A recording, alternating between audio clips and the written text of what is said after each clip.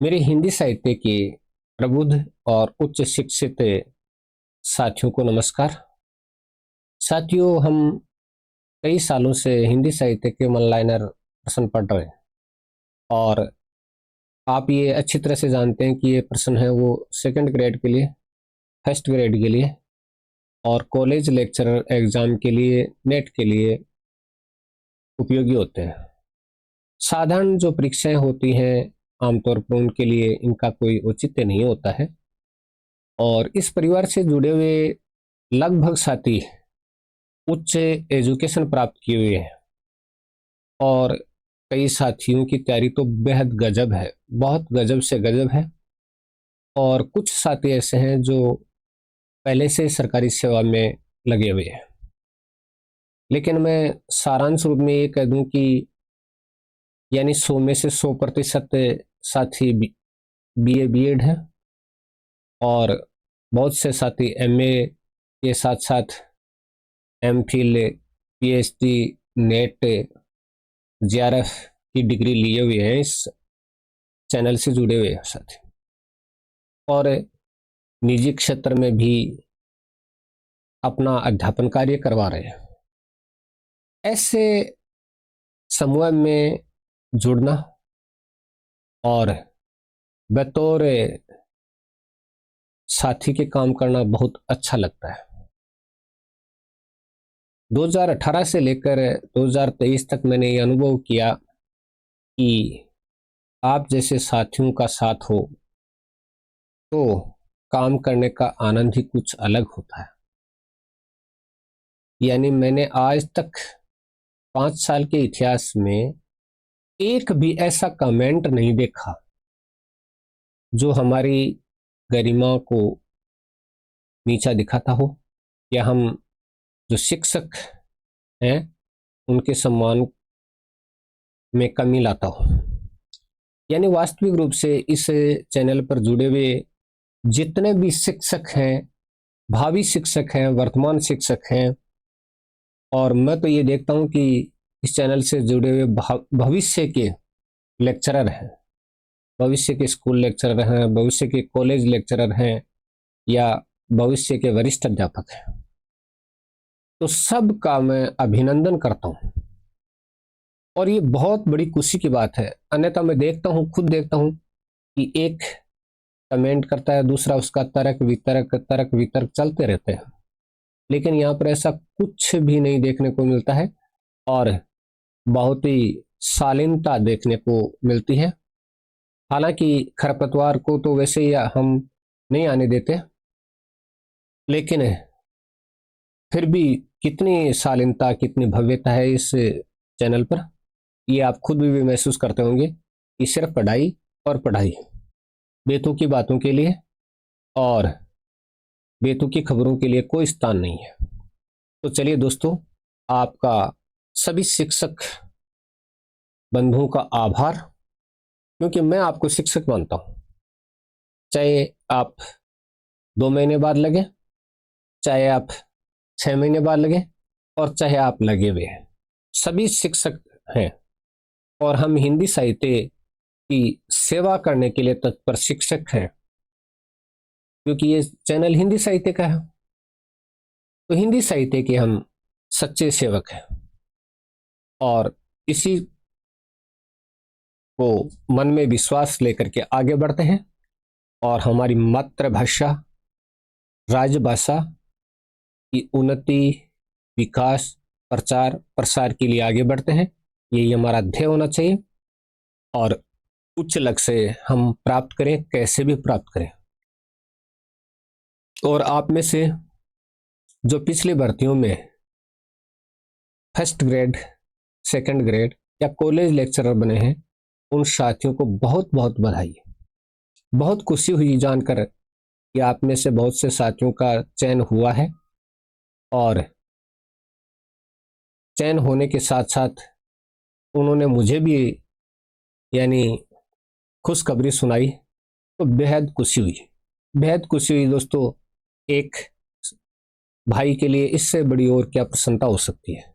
तो चलिए दोस्तों, बढ़ते हैं और हम अपने प्रश्नों को गति देते हैं। अपभ्रंश भाषा का सबसे पहले व्याकरण किसने लिखा? अपभ्रंश भाषा का सबसे पहले व्याकरण किसने लिखा था? अपभ्रंश भाषा का सबसे पहले व्याकरण लिखने वाले थे हेमचंद्राचार्य। हेमचंद्राचार्य जी ने अपभ्रंश भाषा का सबसे पहले व्याकरण लिखा था। अगला क्वेश्चन है, शब्दानुशासन के रचनाकार का नाम बताइए।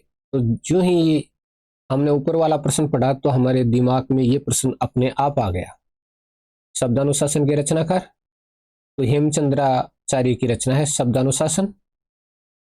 ठीक है जी, और आगे बढ़ते हैं। हिंदी साहित्य का इतिहास लिखते समय अपभ्रंश साहित्य को प्रधान स्थान किसने दिया? तो जब हिंदी साहित्य का इतिहास लिख रहे थे तब अपभ्रंश साहित्य को प्रमुख स्थान या प्रधान स्थान किसने दिया था? तो ये दिया था मिश्र बंधु ने। और आप जानते हैं कि मिश्र बंधु 3 भाई थे और तीनों भाइयों ने मिलकर के मिश्र बंधु विनोद नामक हिंदी साहित्य का इतिहास लिखा था। ठीक है जी, नेक्स्ट क्वेश्चन, खड़ी बोली किस उपभाषा की बोली है? देखिए, एक प्रश्न बोलियों से संबंधित उपभाषा से संबंधित अपने हर परीक्षा में आता है। तो खड़ी बोली है वो पश्चिमी हिंदी की बोली है। कौन सी की है? पश्चिमी हिंदी की बोली है खड़ी बोली। अगला क्वेश्चन है, अवधी किस उपभाषा की बोली है? अवधी अवधी है वो पूर्वी हिंदी की बोली है। पूर्वी हिंदी की बोली है और आप जानते हैं कि रामचरितमानस की रचना भी अवधी में की गई है, तो ये पूर्वी हिंदी की है। नेक्स्ट है, हिंदी की उत्पत्ति किस शब्द से हुई है? देखिए, ये कई बार परीक्षाओं में पूछा गया प्रश्न है। हिंदी शब्द की उत्पत्ति किस शब्द से हुई है? सिंधु शब्द से, सिंधु से हिंद, हिंद से हिंदिक और फिर हिंदी का और हिंदी। यानी हिंदी शब्द की उत्पत्ति किस शब्द से हुई? तो सिंधु शब्द से, सिंधु से बना हिंद, हिंद से बना हिंदिक और फिर हिंदी का और फिर हिंदी शब्द की व्युत्पत्ति हुई। ठीक है ना? यानी कई जगह ऐसा आप लोगों ने भी देखा होगा कि से के स्थान पर है का उच्चारण किया जाता है। से के स्थान पर है का उच्चारण किया जाता है। जैसे मारवाड़ अंचल में आप भी सुनो हो के जैसे कहते हैं, सुनो हो के या सुनो हो, तो वहां पर सुनो के स्थान पर हुनो के कहते हैं। यानी से का उच्चारण कई जगह है होता है और फिर धीरे धीरे हिंदी का और हिंदी बना। हिंदिक कौन सा, हिंदिक में कौन सा प्रत्यय लगा हुआ है? तो इक प्रत्यय लगा हुआ है हिंदिक में। इक प्रत्यय लग करके ये शब्द बना है। भारतीय भाषा का प्राचीनतम ग्रंथ कौन सा है? भारतीय भाषा का प्राचीनतम ग्रंथ ऋग्वेद को माना जाता है। भारतीय भाषाओं का प्राचीनतम ग्रंथ ऋग्वेद है। नेक्स्ट क्वेश्चन, ऋग्वेद की भाषा कौन सी थी? तो प्राचीन ग्रंथ ऋग्वेद है, तो ऋग्वेद की भाषा कौन सी थी? संस्कृत थी ऋग्वेद की भाषा, संस्कृत जिसको कह सकते हैं। संस्कृत भाषा का समय माना जाता है, तो संस्कृत भाषा का समय माना जाता है 1500 ईसा पूर्व से 500 ईसा पूर्व। यानी जब संस्कृत भाषा का पूर्ण परिश्रम था, संपूर्ण विकास था, तो वो काल था इस 1500 ईसा पूर्व से 500 ईसा पूर्व। ठीक है जी, फिर प्राकृत का उद्भव हुआ, पाली का उद्भव हुआ, अपभ्रंश का उद्भव हुआ, फिर हिंदी का उद्भव हुआ। और उनमें भी जो वैदिक संस्कृत और लौकिक संस्कृत का विकास भी देखिए। हिंदी भाषा का विकास क्रम समझाइए। ये प्रश्न बहुत ही महत्वपूर्ण है और लगभग परीक्षाओं में एक प्रश्न इस प्रकार का आता है। तो हिंदी भाषा का विकास क्रम देखिएगा। सबसे पहले वैदिक संस्कृत, वैदिक संस्कृत से लौकिक संस्कृत, लौकिक संस्कृत से पाली, पाली से प्राकृत, प्राकृत से अपभ्रंश और अपभ्रंश से हिंदी। अभी हम जिक्र कर रहे थे कि भाई इस रूप में विकास हुआ। तो पहले वैदिक संस्कृत थी, फिर लौकिक संस्कृत, फिर पाली का उद्भव हुआ, पाली के बाद में प्राकृत का उद्भव हुआ, फिर अपभ्रंश बनी और अपभ्रंश से हिंदी का विकास हुआ। ये हिंदी का उद्भव स्वरूप है। तो आपके सामने देखिएगा, वैदिक संस्कृत, लौकिक संस्कृत, पाली पहले है, फिर प्राकृत, प्राकृत के बाद में अपभ्रंश, अपभ्रंश के बाद में हिंदी। इस क्रम से अपनी हिंदी भाषा का विकास हुआ है। यानी हमारी हिंदी की जननी कौन मानी जाती है? संस्कृत। रामायण और महाभारत के ग्रंथ की रचना किस भाषा में हुई? रामायण और महाभारत दोनों जो ग्रंथ हैं उनकी रचना लौकिक संस्कृत में की गई थी। रामायण और महाभारत दोनों लौकिक संस्कृत की रचना मानी जाती है। ठीक है।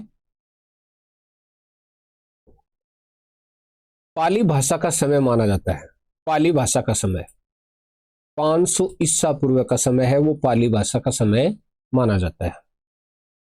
यानी पाली भाषा का जो समय है वो 500 ईसा पूर्व का माना जाता है। ठीक है जी। विनय पिटक, सुत पिटक, अभिधम पिटक, जातक कथाओं की रचना किस भाषा में हुई थी?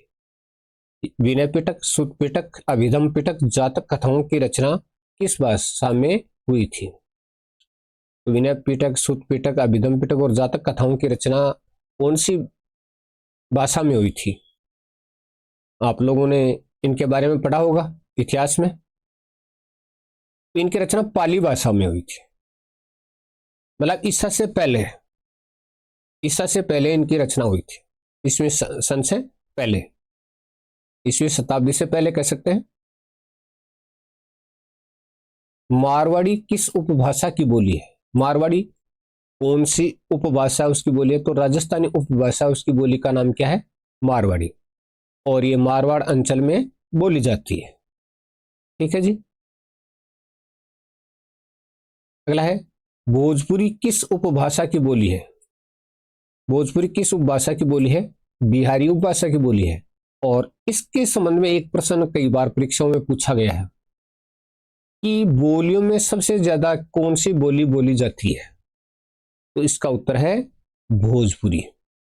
यानी हिंदी की जितनी भी बोलियां हैं उनमें सबसे ज्यादा कौन सी बोली बोली जाती है? तो इसका उत्तर है भोजपुरी बोली सबसे ज्यादा बोली जाती है।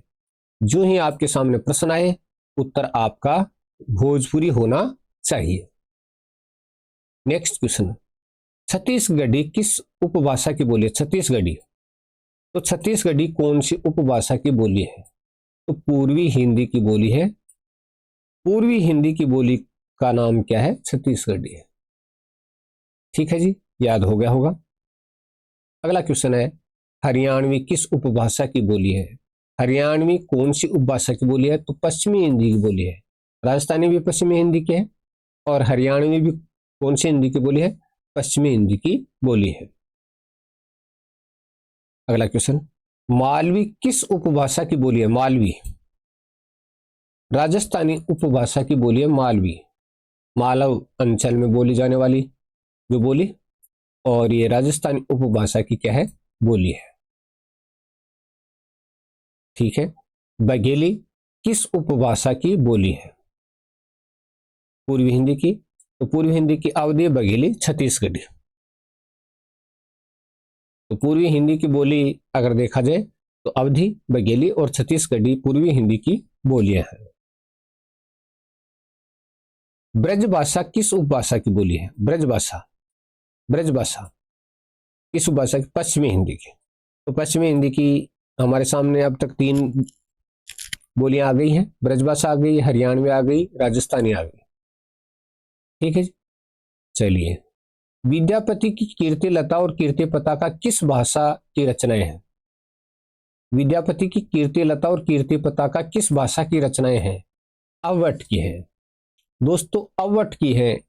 अब अगर वहां पर ऑप्शन अपभ्रंश आ गया तो आपको अपभ्रंश नहीं करना, अवट करना है। अवट सही होगा, अपभ्रंश के बजाय अवट सही होगा, क्योंकि खुद उन्होंने अवट को माना है। हिंदी भाषा को ग्राम्य अपभ्रंश का विकसित रूप किसने माना? ग्रामीण अपभ्रंश का विकसित रूप किसने माना था? तो हिंदी भाषा को ग्रामीण अपभ्रंश का विकसित रूप मानने वाले विचारक कौन थे? तो ये थे आचार्य हजारी प्रसाद द्विवेदी। आचार्य हजारी प्रसाद द्विवेदी ने हिंदी भाषा को ग्राम्य अपभ्रंश का विकसित रूप माना था। चलिए, हिंदी का विकास किस भाषा से हुआ? हिंदी का विकास, तो हिंदी का विकास अपभ्रंश भाषा के विविध क्षेत्रीय रूपों से हुआ था। यानी आप जानते हैं कि सबसे पहले वैदिक संस्कृत, वैदिक संस्कृत से लौकिक संस्कृत, लौकिक संस्कृत से पाली, पाली से प्राकृत, प्राकृत से अपभ्रंश, अपभ्रंश से हिंदी। अपभ्रंश भाषा के विविध क्षेत्रीय रूपों से हिंदी भाषा का विकास हुआ था। आलाखंड किस बोली की प्रसिद्ध रचना है? आलाखंड बुंदेली की रचना है, बुंदेली बोली की रचना है। और इसको आलाखंड क्यों कहा जाता है? क्योंकि इसका आलाखंड ही प्राप्त हुआ है, संपूर्ण रचना प्राप्त नहीं हुई, सिर्फ आलाखंड ही प्राप्त हुआ। और प्राचीन समय में आला जो है वो गाए जाते थे, और आला, और इसमें आला और उदल की वीरता का वर्णन किया गया है। बघेली बोली का विकास किससे हुआ है? बघेली बोली का विकास अर्धमागधी अपभ्रंश से हुआ। बघेली बोली का विकास अवधी बघेली छत्तीसगढ़ी, इसका मतलब पूर्वी हिंदी। पूर्वी हिंदी का विकास किससे हुआ? अर्धमागधी अपभ्रंश से। यह प्रश्न कई बार पूछा जाता है। मतलब पूर्वी हिंदी का विकास किससे हुआ? अर्धमागधी अपभ्रंश से। तो उनमें कौन सी बोली आ गई? अवधी आ गई, बघेली आ गई और छत्तीसगढ़ी आ गई। ठीक है जी। पश्चिमी पहाड़ी का विकास किस अपभ्रंश से हुआ? पश्चिमी पहाड़ी, पश्चिमी पहाड़ी, तो पश्चिमी पहाड़ी का विकास हुआ था अपभ्रंश भाषा से। शौरसेनी अपभ्रंश, शौरसेनी अपभ्रंश है, उससे पश्चिमी पहाड़ी का विकास हुआ था। ठीक है जी। भाषा की का जिक्र कर रहे हैं, आप ये न सोच लें कि पहाड़ी का विकास हुआ था, नहीं। अगला क्वेश्चन है, जयपुरी किस उपभाषा की बोली है? जयपुरी राजस्थानी उपभाषा की बोली का नाम क्या है? जयपुरी है। जयपुरी किस उपभाषा की बोली है? राजस्थानी की। खड़ी बोली का दूसरा नाम क्या है? यानी खड़ी बोली जो हम पढ़ रहे हैं वर्तमान में, यानी हिंदी का जो स्वरूप है वो क्या है? खड़ी बोली है। तो इसका दूसरा नाम क्या है? कौरवी है। इसका दूसरा नाम क्या है? कौरवी। खड़ी बोली की लिपि कौन सी है? लिपि यानी लिखने का तरीका देवनागरी लिपि है। तो खड़ी बोली की लिपि कौन सी है दोस्तों? देवनागरी लिपि है। नेक्स्ट, मेवाती बोली का दूसरा नाम क्या है? मेवाती बोली मेवात अंचल में बोली जाती है, और इसका दूसरा नाम है अहीरवाटी। इसको अहीरवाटी भी कहते हैं। नेक्स्ट, अधिकतर रासो साहित्य कौन सी भाषा में लिखा गया है? अधिकतर रासो साहित्य डिंगल भाषा में लिखा गया। तो डिंगल और पिंगल दो भाषाएं थी राजस्थान में। तो अधिकतर रासो साहित्य कौन सी भाषा में लिखा गया? डिंगल भाषा में लिखा गया। पिंगल भाषा मधुरता के लिए जानी जाती है, डिंगल भाषा ओज रस के लिए जानी जाती है। डिंगल ओज गुण में, पिंगल मधुरता के लिए जानी जाती है। सुंदरी तिलक की रचना किसने की? सुंदरी तिलक की रचना भारतेंदु हरिश्चंद्र जी ने की थी। भारतेंदु हरिश्चंद्र ने। अगला क्वेश्चन है, काव्य निर्णय ग्रंथ की रचना किसने की? तो यह प्रश्न भी बहुत से परीक्षा में पूछा गया प्रश्न है। भिखारी दास ने की थी काव्य निर्णय ग्रंथ की रचना। कवित रत्नाकर ग्रंथ की रचना किसने की? कवित रत्नाकर, कवित रत्नाकर। और इस ग्रंथ की रचना की थी मातादीन मिश्र। लेकिन दोस्तों यहां पर इस नाम की कई रचनाएं हैं। यहां पर कविता रत्नाकर आप सेनापति की रचना भी देखते हैं, लेकिन यहां पर आपके सामने माता दीन मिश्र वाली रचनाकार को रखा गया है। ठीक है ना। तो साथ आप ये देखिएगा कि अगर सेनापति का नाम नहीं आए और माता दीन मिश्र का नाम आ जाए, तब हमारे सामने ये सवाल आ जाता है कि कौन सा सही करें। तो सेनापति विकल्प में नहीं हो तो हमें माता दीन मिश्र करना है। मैथिली किस उपभाषा की बोली है? मैथिली बिहारी उपभाषा की बोली है। बिहारी उपभाषा है, उसकी बोली का नाम क्या है? मैथिली है। चलिए, मध्यवर्ती पहाड़ी किस उपभाषा की बोली है? मध्यवर्ती पहाड़ी, पश्चिमी पहाड़ी और मध्यवर्ती पहाड़ी, पहाड़ी उपभाषा की क्या है? दो बोलियां हैं। ठीक है। अवधी किस उपभाषा की बोली है? अवधी, तो ये पूर्वी हिंदी की है।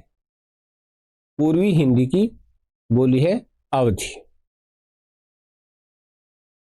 चलिए, बुंदेली किस उपभाषा की बोली है? बुंदेली पश्चिमी हिंदी की बोली है। तो राजस्थानी, ब्रज, हरियाणवी, बुंदेली कौन सी उपभाषा की बोली है? पश्चिमी हिंदी की बोलियां है। ठीक है।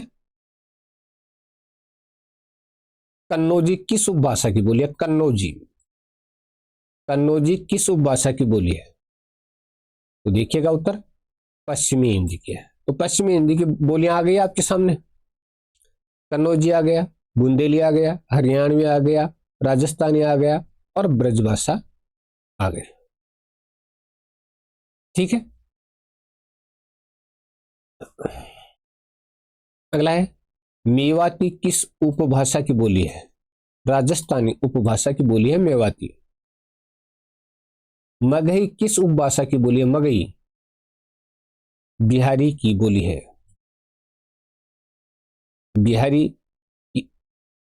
बिहारी उपभाषा है, उसकी बोली का नाम क्या है? मगही है। नेक्स्ट, कुमायूनी गढ़वाली बोलियां किस क्षेत्र के अंतर्गत आती हैं? कुमायूनी गढ़वाली बोलियां मध्यवर्ती पहाड़ी क्षेत्र के अंतर्गत आती हैं। तो मध्यवर्ती पहाड़ी बोली है, तो वहां पर कुमायूनी और गढ़वाली बोली बोली जाती है। ठीक है।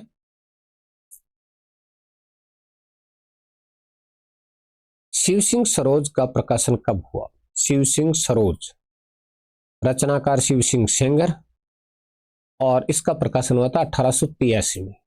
1883 में शिव सिंह सरोज का प्रकाशन हुआ था। शिव सिंह सरोज में कितने कवियों का परिचय है? बहुत ही शानदार क्वेश्चन। 1000 कवियों का इसमें परिचय दिया गया है शिव सिंह सरोज में। गारसद ताशी का हिंदी साहित्य का इतिहास कब प्रकाशित हुआ? यानी हिंदी साहित्य का इतिहास, इस्तवारदला लिटरेचर एंड हिंदुस्तानी, जो पहला इतिहास ग्रंथ माना जाता है, उसका प्रकाशन, तो प्रकाशन हुआ था 1839 में प्रथम भाग, और द्वितीय भाग 1847 में। और दोस्तों कमेंट कीजिए तृतीय भाग कब प्रकाशित हुआ? ऐसा बहुत सी किताबों में देखने को मिलता है कि तीसरा भाग भी प्रकाशित हुआ था, और तीसरा भाग कब प्रकाशित हुआ, ये आप कमेंट रूप में कीजिएगा। मैंने बहुत से प्रश्नोत्तर के रूप में इस चीज को प्रस्तुत किया आपके सामने। गारसद ताशी ने हिंदी साहित्य का इतिहास किस भाषा के वर्ण क्रमानुसार लिखा? ये बहुत ही रोचक बात है। कौन सी भाषा के वर्ण क्रमानुसार लिखा? अंग्रेजी भाषा की। और लिखा कौन सी भाषा में था? फ्रेंच भाषा में। लिखा फ्रेंच भाषा में, और वर्ण क्रमानुसार किस भाषा का था? अंग्रेजी भाषा का। यह प्रश्न पूछ लिया जाता है। गारसद ताशी ने अपना हिंदी साहित्य का इतिहास किस भाषा में लिखा? किस भाषा में लिखा था? तो फ्रेंच भाषा में लिखा था। ये फ्रेंच भाषा में लिखने का कार्य किया था। इस्तवारदला लिटरेचर एंड हिंदुस्तानी ग्रंथ की रचना किसने की? तो ये तो आप जानते हैं, तो गारसद ताशी ने की थी। अब देखिए, the modern vernacular literature of Hindustan कब प्रकाशित हुआ? The modern vernacular literature of Hindustan कब प्रकाशित हुआ? तो ये प्रकाशित हुआ 1888 में एशियाटिक सोसाइटी ऑफ बंगाल द्वारा, और इसके रचनाकार कौन थे? Doctor George Gierson. 1888 में प्रकाशन हुआ, एशियाटिक सोसाइटी ऑफ बंगाल ने इसका प्रकाशन किया। रचनाकार कौन थे? Doctor George Gierson. हिंदी साहित्य के इतिहास को सर्वप्रथम वैज्ञानिक दृष्टि से व्यवस्थित किसने किया? हिंदी साहित्य के इतिहास को सर्वप्रथम वैज्ञानिक दृष्टि से व्यवस्थित किसने किया? डॉक्टर जॉर्ज गियर्सन ने। तो ये थे अपने 50 प्रश्न। और दोस्तों, आप लोगों के एक जहन में सवाल आता है, 4 लाइन के यानी 4 विकल्प के प्रश्न क्यों नहीं? तो मैं दोस्तों आपको बता दूं कि आप लगभग उच्च शिक्षित हैं, आपको सिर्फ हिंट चाहिए, आपको सिर्फ जल्दी प्रश्नोत्तर चाहिए। यानी जितने पढ़ाने वाले होंगे उतने ही विकल्प बनाएंगे, वैसा नहीं, आपको सिर्फ एक उत्तर चाहिए।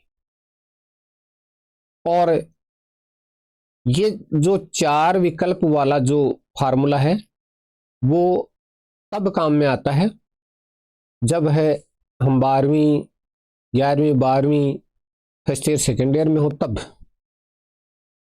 हालांकि परीक्षा का मेथड 4 विकल्प ही होता है, लेकिन कोई जरूरी नहीं कि परीक्षा लेते समय अगला वही विकल्प रखे, वो अपने मन के अनुसार विकल्प बदल देता है।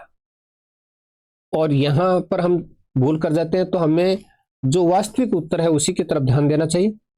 और आप सारे उच्च शिक्षित हैं और आपको सिर्फ प्रश्न चाहिए, एक संकलित करके प्रश्न चाहिए, उत्तर आप याद कर लेते हैं। और जैसा मैंने ये वीडियो बनाया तो इसमें से आपको, मुझे मालूम है, यानी बहुत से साथियों को 95% प्रश्न आते हैं, 50 में से 48% तक आ रहे थे।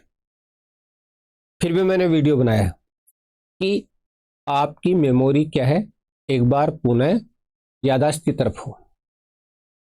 बाकी मुझे मालूम है कि इनमें से 48 तक प्रश्न आप सही कर सकते हो और बहुत से साथी 50 के 50 भी कर सकते हैं। तो बहुत बहुत धन्यवाद, लगातार जुड़े रहें, अभ्यास करेंगे, हम साथ मिलकर अभ्यास करेंगे तो सफलता हमें मिलेगी, 100% मिलेगी। बहुत बहुत धन्यवाद, आपका दिन मंगलमय हो, बिंदास रहें साथियों।